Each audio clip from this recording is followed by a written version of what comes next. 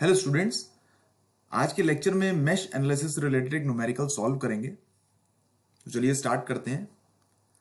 इस given numerical में हमें 2 ओम के रेजिस्टेंस में करंट की वैल्यू को फाइंड आउट करना है। ये हमारा 2 ओम का रेजिस्टेंस है, इसमें हमें करंट की वैल्यू को फाइंड आउट करना है with the help of loop analysis method, which is also called mesh analysis. तो मेश एनालिसिस से हमें 2 ओम के रेजिस्टेंस में करंट की वैल्यू को फाइंड आउट करना है। तो according to the mesh analysis सबसे पहले हम इस गिवन सर्किट में देखेंगे हमारे पास कितने मेश अवेलेबल है। तो इस गिवन सर्किट में हमारे पास 2 मेश अवेलेबल है, mesh 1 and mesh 2।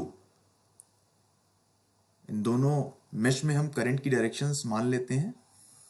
Let us suppose that mesh 1 में करंट की डायरेक्शन क्लॉकवाइज है एंड मेश 2 में भी करंट की डायरेक्शन हमारी क्लॉकवाइज है। ठीक है, अब आप देखिए मेश 1 में 40 वोल्ट के वोल्टेज सोर्स से करंट निकल रहा है जिसकी वैल्यू हम मान लेते हैं I1, और मेश 2 के लिए 20 वोल्ट के वोल्टेज सोर्स से करंट निकल रहा है जिसकी वैल्यू हम मान लेते हैं I2 है। दैट मींस कि मेश 1 में हमारी जो मेन करंट है वो है I1 और मेश 2 में जो हमारी मेन करंट है उसकी वैल्यू है I2। अब हम सर्किट में जो रेजिस्टेंसेस लगे हुए हैं उनकी पोलैरिटी देख लेते हैं कि according to the current direction उनकी पोलैरिटी क्या होगी। तो इस गिवन सर्किट में आप देखिए जब करंट I1 40 वोल्ट के पॉजिटिव टर्मिनल से मूव करेगा तो 4 ओम में हमारी पोलैरिटी होगी positive to negative.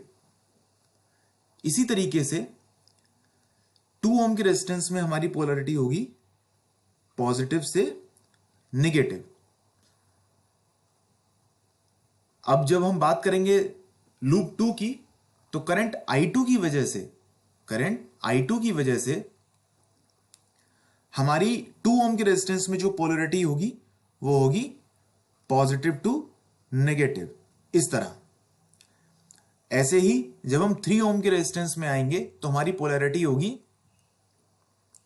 Positive to negative, ऊपर से नीचे की तरफ। अब देखिए मैं यहां नीचे पहले मेंशन कर देता हूं, अगर हम किसी भी सर्किट में पोलैरिटी में पॉजिटिव टू नेगेटिव जाएंगे, मतलब पॉजिटिव से नेगेटिव मूव करेंगे। जैसे आप देखिए 4 ओम के रेजिस्टेंस में करंट I1 यहां से जा रहा है तो हम पॉजिटिव टू नेगेटिव मूव कर रहे हैं। तो जब हम पॉजिटिव टू नेगेटिव मूव करेंगे तो सर्किट में इस एलिमेंट में हमारा वोल्टेज ड्रॉप होगा और साइन आ जाएगा हमारा नेगेटिव। ठीक है, इसी तरीके से जब हम सर्किट में नेगेटिव टू पॉजिटिव मूव करेंगे तो वोल्टेज क्या होगा, हमारा राइज होगा और साइन आ जाएगा हमारा पॉजिटिव। ठीक है, अब चलिए सबसे पहले स्टार्ट करते हैं हम केवीएल यूज करके मेश इक्वेशन लिखते हैं। ठीक है, नाउ अप्लाई केवीएल इन मेश 1। मेश 1 में केवीएल अप्लाई करते हैं। ठीक है, अब देखिए मेश 1 में जब हम केवीएल अप्लाई करेंगे तो I1 जो करंट है हमारा वो मूव कर रहा है और 4 ओम के रेजिस्टेंस में जा रहा है पॉजिटिव टर्मिनल से नेगेटिव की तरफ। तो हमारा वोल्टेज जब हम पॉजिटिव से नेगेटिव मूव कर रहे हैं तो हमारा वोल्टेज ड्रॉप होगा। तो वैल्यू आ जाएगी, और साइन हमारा क्या आएगा, नेगेटिव। तो हमारी वैल्यू आ जाएगी माइनस का 4I1। ओके, अब आप देखिए जब आप B2C जाएंगे तो कोई एलिमेंट नहीं है तो ना वोल्टेज ड्रॉप होगा ना राइज होगा। अगेन आप जब 2 ओम के रेजिस्टेंस में आएंगे तो आप again positive to negative move कर रहे हैं। तो पॉजिटिव टू नेगेटिव फिर से मूव कर रहे हैं तो आपका वोल्टेज अगेन ड्रॉप होगा और साइन आपका नेगेटिव आएगा। तो वैल्यू हो जाएगी माइनस का 2I1। ठीक है, बट इस 2 ओम के रेजिस्टेंस में 2 पोलैरिटी हैं, क्योंकि ये 2 ओम का रेजिस्टेंस लूप 1 में भी है और लूप 2 में भी है। एक पोलैरिटी पॉजिटिव टू नेगेटिव है और दूसरी पोलैरिटी हमारी नेगेटिव टू पॉजिटिव है, तो इसकी वजह से इसमें वोल्टेज का राइज होगा, क्योंकि नेगेटिव टू पॉजिटिव वोल्टेज हमारा राइज होता है और वैल्यू आती है पॉजिटिव। तो वैल्यू हो जाएगी हमारी इस लूप के लिए, लूप 2 के लिए वोल्टेज राइज की वैल्यू होगी 2 इंटू करंट I2, बिकॉज इसमें जो मेन करंट है वो हमारा I2 है। वोल्टेज राइज हमारा हो जाएगा positive 2I2। This is again, आप देखिए अब आप सर्किट में आगे जाएंगे और करंट I1 अब 20 वोल्ट वोल्टेज सोर्स के पॉजिटिव टर्मिनल पे आ रहा है। दैट मींस कि अगेन हमारा पॉजिटिव से नेगेटिव मूव कर रहा है, तो हमारा फिर से वोल्टेज ड्रॉप होगा। दैट मींस माइनस का 20। उसके बाद आप देखिए जब आप F से A की तरफ जाएंगे तो कोई एलिमेंट नहीं है, ना तो वोल्टेज ड्रॉप होगा ना वोल्टेज राइज होगा। अगेन आप 40 वोल्ट में नेगेटिव टू पॉजिटिव मूव कर रहे हैं, नेगेटिव टू पॉजिटिव मूव कर रहे हैं। तो नेगेटिव टू पॉजिटिव जब हम मूव करते हैं तो हमारा वोल्टेज राइज होता है और साइन आता है हमारा पॉजिटिव। तो वैल्यू आ जाएगी 40 वोल्ट की पॉजिटिव 40 इक्वल्स टू 0।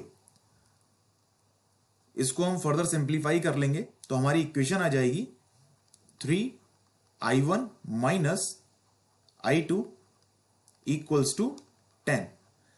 ये हमारी इक्वेशन 1 आ जाएगी। मैंने इक्वेशन को डायरेक्ट यहां पर मेंशन कर दिया है। आप इक्वेशन जब भी करेंगे तो आप इक्वेशन को प्रॉपर सॉल्व करेंगे और उसके बाद क्वेश्चन आगे करेंगे। अब आप देखिए आपकी ये फाइनल इक्वेशन यहां पर आ गई। नाउ अब आप मेश 2 में इस वाले मेश में अगेन लूप इक्वेशन लिखेंगे। तो नाउ अप्लाई KVL इन मेश 2। मेश 2 में अब हम KVL अप्लाई करेंगे। अब आप देखिए जब हम मेश 2 में KVL अप्लाई करेंगे तब आप देखिए यहां पर जो हमारा वैल्यू है करंट I2 जो हमारा 20 वोल्ट से निकल रहा है, 20 वोल्ट से करंट पॉजिटिव टर्मिनल से निकल रहा है I2। जब ये I2 करंट 2 ओम के रेजिस्टेंस में जा रहा है तो पॉजिटिव टू नेगेटिव मूव कर रहा है, पॉजिटिव टू नेगेटिव मूव कर रहा है। दैट मींस हमारा वोल्टेज ड्रॉप होगा। पॉजिटिव से नेगेटिव जब मूव कर रहा है तो हमारा वोल्टेज ड्रॉप होगा, ठीक है। और वैल्यू आएगी हमारी माइनस में, तो वैल्यू आ गई हमारी माइनस का 2। करंट की वैल्यू कितनी है I2। ये हमारा वोल्टेज ड्रॉप हो गया 2 ओम में।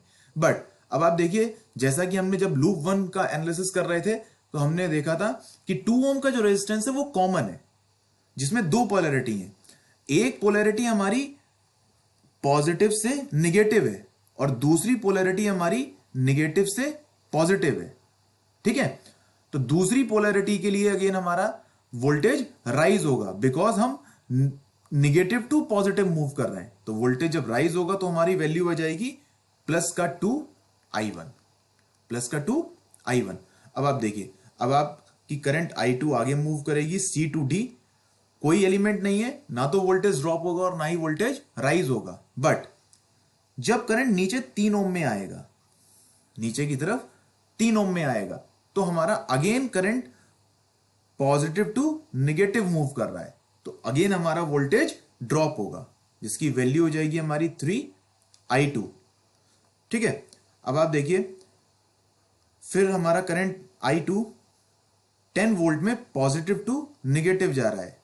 अगेन हमारा वोल्टेज फिर से आप देखिए पॉजिटिव टू नेगेटिव जा रहा है, दैट मींस पॉजिटिव से नेगेटिव मूव कर रहा है, वोल्टेज फिर से ड्रॉप होगा, वैल्यू आएगी नेगेटिव, तो आ जाएगा हमारा माइनस का 10।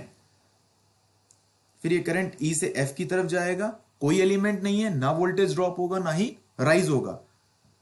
बट जब करंट हमारा 20 वोल्ट में जाएगा तो अगेन ये नेगेटिव टू पॉजिटिव जा रहा है। इसका मतलब नेगेटिव टू पॉजिटिव जब ये जाएगा तो नेगेटिव टू पॉजिटिव जाने में हमारा वोल्टेज राइज होगा और वैल्यू आ जाएगी हमारी पॉजिटिव। तो यहां पर वैल्यू आ जाएगी हमारी पॉजिटिव की 20 इक्वल्स टू 0। मैं डायरेक्ट इक्वेशन लिख दे रहा हूं, आप सिंप्लीफाई करके फिर इक्वेशन लिखिएगा। डायरेक्ट इक्वेशन आ जाएगी हमारी 2i1 plus 5i2 equals to 10। ये हमारी इक्वेशन नंबर 2 आ गई। By solving equation 1 and equation 2, दोनों इक्वेशंस को सॉल्व करेंगे तो हमारी i1 और i2 की वैल्यूज आ जाएंगी। i1 की वैल्यू आ जाएगी हमारी 60/13 एम्पियर और i2 की वैल्यू आ जाएगी हमारी 50/13 एम्पियर। ठीक है, ये दोनों वैल्यू आपकी i1 और i2 की आ जाएंगी। अब आपको निकालना है करंट इन 2 ओम रेजिस्टेंस। आपको निकालना है current in 2 ohm resistance, current in 2 ohm resistance. Okay, तो करंट इन 2 ओम रेजिस्टेंस क्या था? करंट इन 2 ओम रेजिस्टेंस आपने पहले भी यहां पर भी लिखा था कि जब हम 2 ओम के रेजिस्टेंस में करंट की वैल्यू फाइंड आउट कर रहे थे तो 2 ओम के रेजिस्टेंस में हमारी करंट कितनी होगी? i1 माइनस i2, क्योंकि इस लूप में हमारे पास मेन करंट i1 है और i2 करंट नीचे से ऊपर की तरफ जा रहा है, तो 2 ओम के रेजिस्टेंस में करंट की वैल्यू होगी हमारी i1 माइनस i2। तो now i in 2 ohm, i1 minus i2, value put कर देंगे यहां पे i1 माइनस i2 की। ये आ जाएगा हमारा 10/13